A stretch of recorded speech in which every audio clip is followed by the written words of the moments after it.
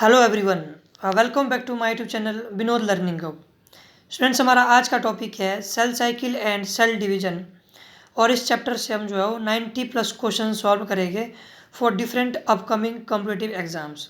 सो हमारा first question है, यहाँ पे आप देख सकते हैं कि crossing over is advantages because it brings about variation. Crossing over क्या लाता है? वेरिएशन लाता है। पहले मैं आपको बताता हूँ, आपको पता होगा कि सेल डिवीजन कैसे होती है, माइटोसिस और मियोसिस के थ्रू। तो इस अकॉर्डिंग के क्वेश्चन में आपको मियोसिस का कंसेप्ट बताता हूँ। वैसे तो आपको पता है कि मियोसिस 2 स्टेज में होती है, मियोसिस 1 और मियोसिस 2। मियोसिस 1 और मियोसिस 2। मियोसिस 1 को रिडक्शनल डिवीजन कहा जाता है, मियोसिस 2 को इक्वेशनल डिवीजन कहा जाता है। बट मुझे इस क्वेश्चन के अकॉर्डिंग जो है वो मतलब देखना है, जो मियोसिस 1 की स्टेजेस है वो कितनी होती है? प्रोफेज, मेटाफेज, एनाफेज और टीलोफेज। ठीक है। फर्दर प्रोफेज जो है वो डिवाइड होती है लेप्टोटीन, जाइगोटीन, पैकिटीन, डिप्लोटीन और डायाकाइनेसिस। ठीक है स्टूडेंट्स। तो इसमें क्या होता है, लेप्टोटीन में क्या होता है, क्रोमोजोम जो वो कंडेंस होने लगता है। ठीक है, कंडेंस होने लगता है। और जाइगोटीन में क्या होता है, साइनेप्टोनोमल कॉम्प्लेक्स बनते हैं, यानी साइनेप्सिस होती है क्रोमोजोम की। मैं अभी दिखाता हूँ आपको साइनेप्सिस कैसी होती है। जैसे मान लो इधर आप ये इधर क्रोमोजोम है, ये। ठीक है स्टूडेंट्स। अब यहाँ पे दूसरा क्रोमोजोम आएगा तो इस तरह से वो पेयरिंग बनानी शुरू करेगा, इस तरह से, लाइक दिस। यहाँ पे इसको बोलते थे साइनेप्सिस। यहाँ पे क्या हो रही है? साइनेप्सिस हो रही है। ठीक है, ये होता है जाइगोटीन में। अब यही कंडीशन अगर हम पैकेटिन की बात करें, हम किसकी? पैकेटिन की बात करें तो पैकेटिन में क्या होता है, मैं दूसरा बनाता हूँ डायग्राम यहाँ पे आपको, वेट अ मिनट। लो, पैकेटिन में क्या होती है, यहाँ होती है क्रॉसिंग ओवर। लाइक अगर हम यही इधर क्रोमोजोम है इस फॉर्म में, एक ज़्यादा ही बड़ा क्रोमोजोम बन गया, दूसरा क्रोमोजोम आपका इधर ये है। ठीक है, आगे 2 बार में यहाँ पे दिख नहीं रही है, तो इधर ये क्या होगी? क्रॉसिंग ओवर होगी। क्रॉसिंग ओवर मतलब कि मान लो कि इधर फादर का क्रोमोजोम है और ये मदर का क्रोमोजोम है, तो जो फादर का जेनेटिक मटेरियल है वो यहाँ चला गया और जो मदर का जेनेटिक मटेरियल है वो इधर आ गया। ठीक है, यानी जेनेटिक मटेरियल एक्सचेंज हो गया। अगर जेनेटिक मटेरियल एक्सचेंज हो गया तो फर्दर जो जनरेशन बनेगी उसमें क्या आएगी? उसमें वेरिएशन आएगी। ठीक है स्टूडेंट्स। बाकी हम जो है इससे रिलेटेड आगे बहुत सारे क्वेश्चन आएंगे, तो ये कंसेप्ट आगे चलता रहेगा। हम जो है माइटोसिस मियोसिस को डिटेल में पढ़ देंगे इसी चैप्टर में अकॉर्डिंग टू क्वेश्चन। नेक्स्ट हमारा, a cell is bound to divide if it has enter the S phase. Simple सी बात है, अगर सेल एस फेज में जाता है तो बिल्कुल वो डिवाइड हो जाता है, डबल डीएनए कंटेंट डबल हो जाता है। आपने इस क्वेश्चन में थोड़ा गौर फरमाना। Number of meiosis required to produce 100 megaspores in angiosperms. 100 megaspores बनाने के लिए कितनी मियोसिस होनी चाहिए एंजियोस्पर्म में, या कितनी मियोसिस होती है? देखो, जब आपको बताया कि जब मियोसिस होती है वो 2 स्टेज में होती है, मियोसिस 1 और मियोसिस 2। ठीक है, और जब मियोसिस कंप्लीट होती है तो एक सेल से कितने सेल बनते हैं? एक सेल से जो है वो 4 सेल बनते हैं। ठीक है, बट जो आउट ऑफ 4 सेल है ना, ये जो 3 सेल है ये हो जाते हैं डीजनरेट। क्या हो जाते हैं? ये हो जाते हैं डीजनरेट, यानी बर्बाद हो जाते हैं, नष्ट हो जाते हैं। और वहाँ पे फंक्शनल जो है वो एक ही सेल बचता है, फंक्शनल सेल। ठीक है, तो इसका मतलब कि एक राउंड ऑफ मियोसिस से हमारा एक ही सेल बना, तो 100 मेगास्पोर बनाने के लिए 100 टाइम्स जो मियोसिस होनी चाहिए। ठीक है, मतलब 4 मेगास्पोर बने जिसमें से 3 मेगास्पोर डिजनरेट हो गए और एक ही मेगास्पोर जो फंक्शनल बचा।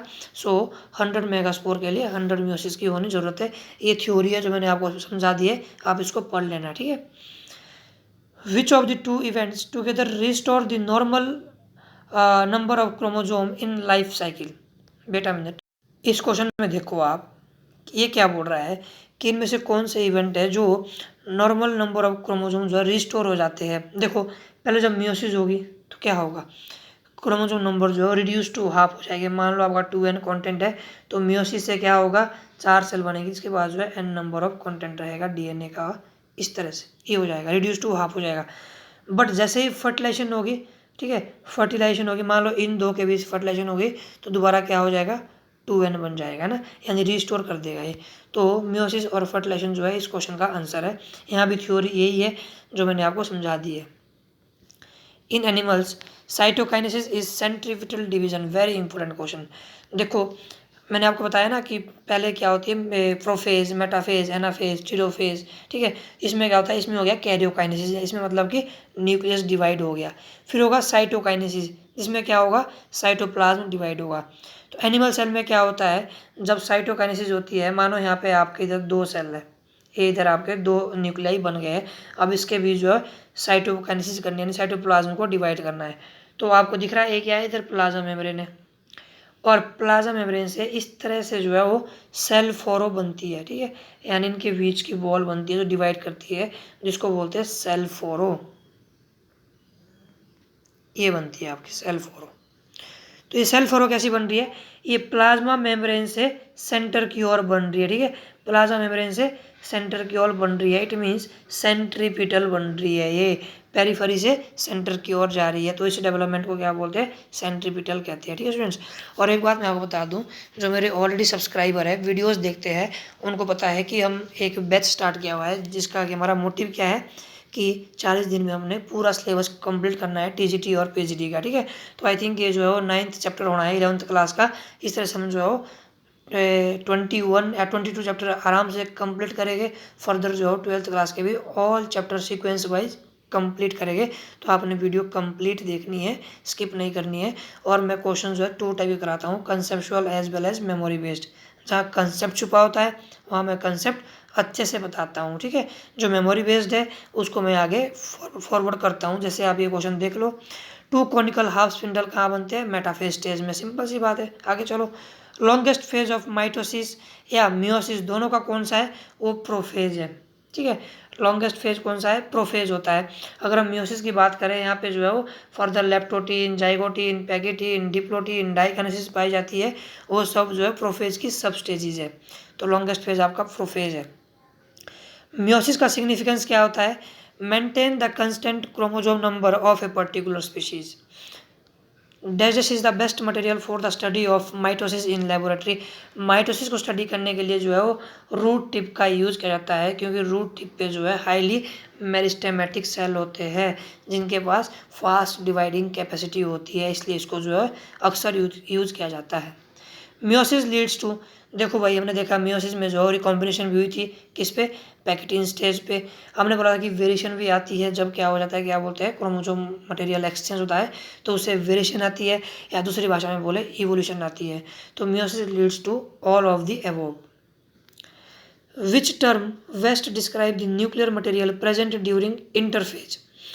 कौन सी टर्म है जो न्यूक्लियर मटेरियल को बेस्ट डिस्क्राइब करता है, तो वो है आपका क्रोमेटिन, ठीक है। क्रोमोसोम आपको पता है कि डीएनए और प्रोटीन से बना होता है। क्रोमेटिड आपकी सिस्टर क्रोमेटिड होती है, लाइक मान लो ये इधर क्रोमोसोम है, ठीक है, तो इनको बोलते हैं क्रोमेटिड। ये 2 आर्म है ना, इन आर्म को बोलते हैं क्रोमेटिड। सेंट्रोमेयर बोलते हैं इसको, सेंट्रोमेयर। और जो हम एक्चुअल में जेनेटिक मटेरियल की बात कर रहे हैं ना, न्यूक्लियर मटेरियल की बात कर रहे हैं, उसको बोलते हैं chromatin. Option C is correct. Which of the following condition will occur if the chromosome of eukaryotic cell lack telomerase? अगर टीलोमेरेज स्टेज नहीं होगी, क्या होगा, become increasingly shorter with each cycle of replication. देखो क्या होता है, इसमें एक बहुत बड़ा कंसेप्ट है, इसको हम डिटेल में, वैसे तो मैंने पढ़ा दिया है, आप जो है मेरी प्लेलिस्ट चेक कर सकते हैं, मॉलिकुलर बायोलॉजी के नाम से आपको डिटेल में मिल जाएगी पूरी मॉलिकुलर बायोलॉजी, डीएनए आरएनए से लेकर A to Z gene regulation तक, जिसके अंदर transcription, translation, DNA replication, gene regulation सारा जो है मैंने उसमें बता रखा है, prokaryotic as well as eukaryotic. फिलहाल आप इस क्वेश्चन को यहाँ पे समझ लो। जो आपका टीलोमेयर क्या होता है, मानो कि आपका इधर एक क्रोमोसोम है, ठीक है, ये सेंट्रोमेयर एंड है और इसको बोलते हैं telomere and.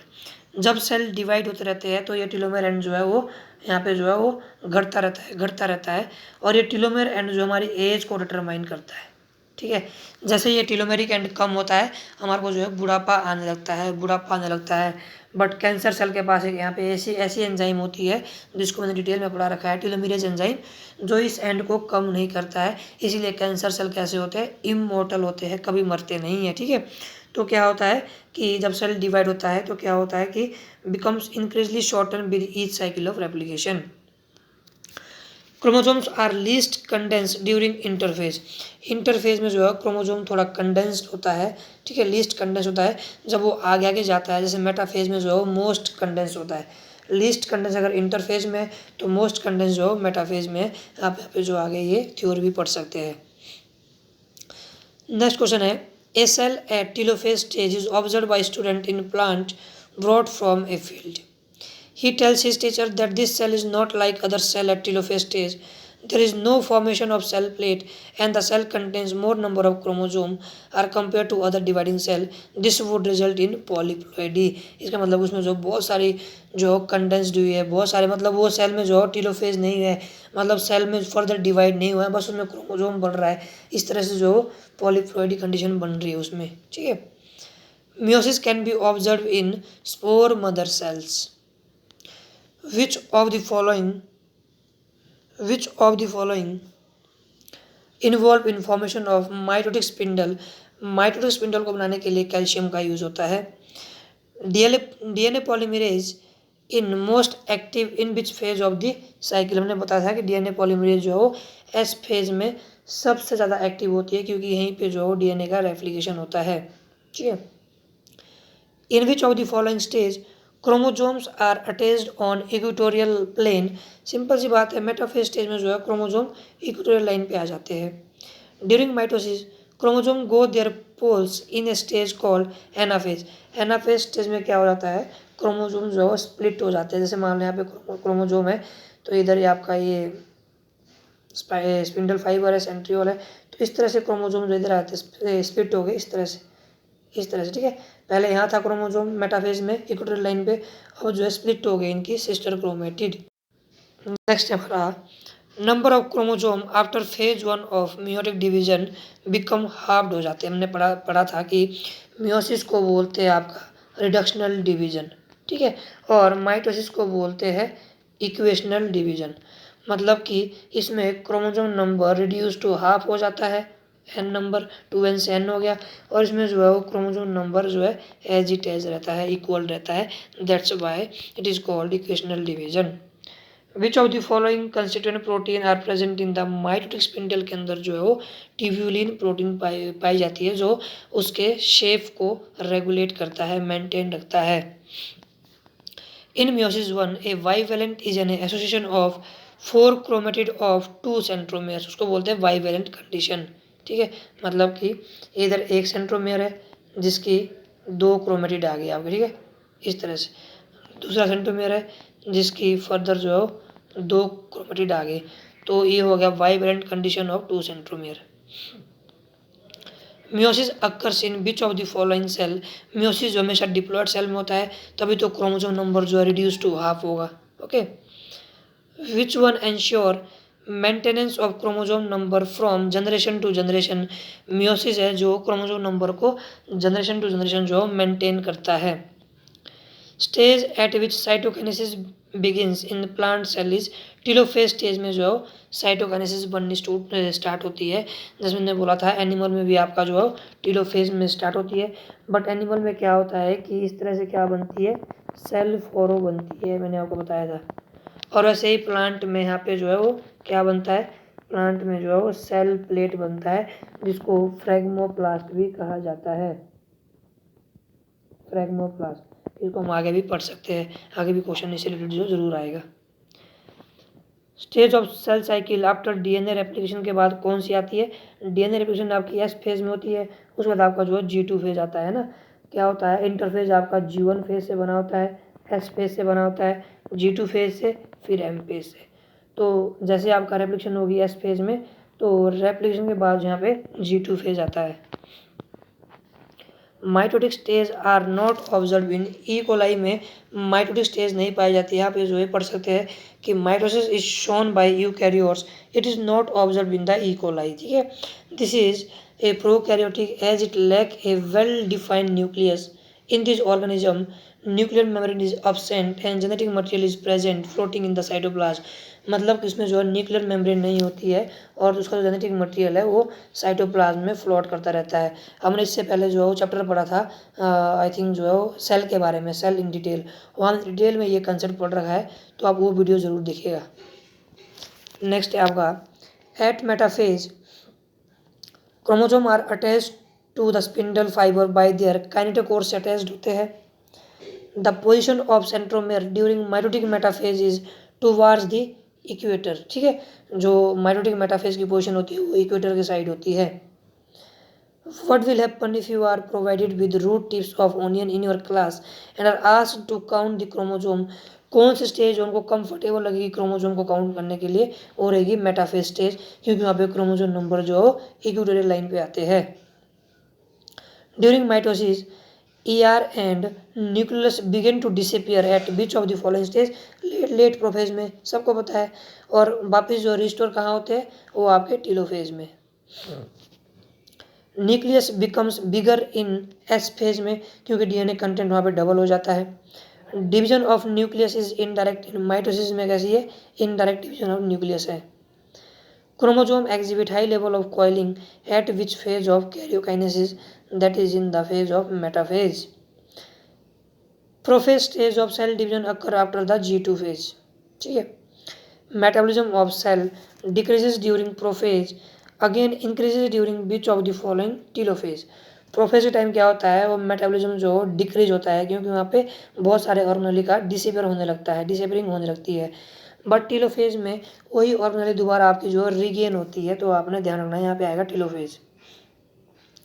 Which of the following statement is correct regarding meiosis? Division of nucleus twice but replication of DNA only once. ठीक है, ये क्या है आपका? ये स्टेटमेंट जो है करेक्ट है. यानी न्यूक्लियस तो आपका 2 बार डिवाइड होता है, बट डीएनए जो है एक ही बार रेप्लिकेट होता है एस फेज में. Microtubule is associated with the cell division के जो एसोसिएट होता है वो उसमें रहता है माइक्रोट्यूब्यूल का main role. Telomeres with repetitive DNA sequence prevent the chromosome loss. ठीक है. Meiosis 1 is completed in how many stages? That is in the 10 stage में जो वो कंप्लीट होता है. अब आप बोलोगे ऐसा कैसा भाई? देखो, पहले होता है मियोसिस 1 के अंदर प्रोफेज, उसके अंदर leptotene, zygotene, pachytene, diplotene, diakinesis. कितनी होगी? 5 होगी. वैसे आपकी प्रोफेज, मेटाफेज, एनाफेज, टीलोफेज और साइटोकाइनेसिस. ठीक है. Invisible stage of cell cycle is S phase, जो है इनविजिबल स्टेज कहा जाता है इसे. In which phase of the cell cycle are sister chromatids available as template for repair? That is in the G2 phase. Which one is stored in G1 phase? ATP जो है वो store होता है G1 phase में. ATP मतलब कि adenosine triphosphate. The cell size doubles in a stage of cell called G1 में. G1 में सेल साइज जो डबल हो जाता है. Which one occurs once in life cycle? That is replication of DNA. oogenesis is an example of meiosis. Meiosis का example क्या है? oogenesis है आपका. Meiosis occurs in ferns at the time of formation of spores.